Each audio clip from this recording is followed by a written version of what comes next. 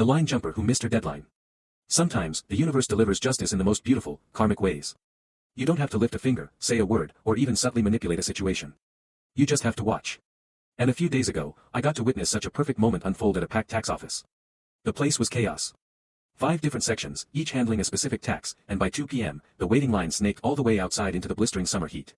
Everyone was there for a reason, pushing against a deadline, and the atmosphere, while crowded, was surprisingly calm.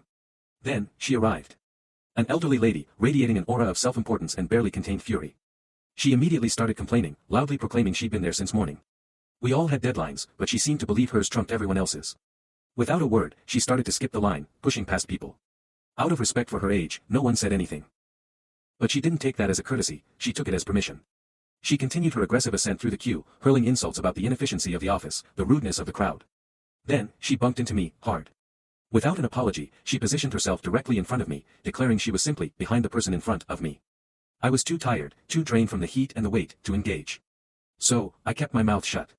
I just silently sacrificed my spot for her, giving her exactly what she demanded without a single word of protest.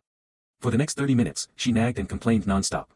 She rambled about how young people these days had no respect, how no one was willing to sacrifice their place for an elder. The irony was palpable, burning hotter than the summer sun. Then, her papers slipped from her hand and scattered across the floor. As I glanced down, a small detail caught my eye, a crucial piece of information that clicked everything into place. She was in the wrong line. Completely the wrong section for whatever tax issue she had.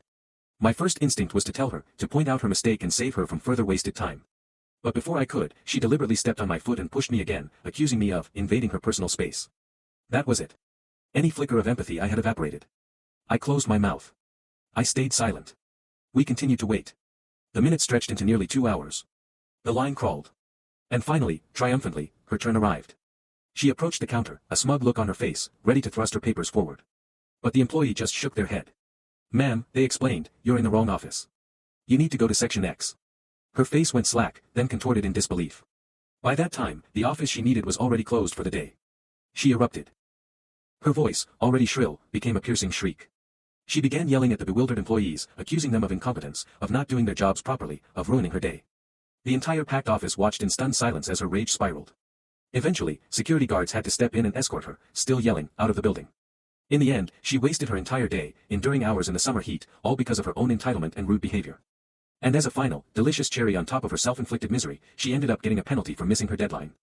LOL indeed. Do you think she learned her lesson about respecting other people's space and time, or is she destined to repeat the same chaotic performance elsewhere?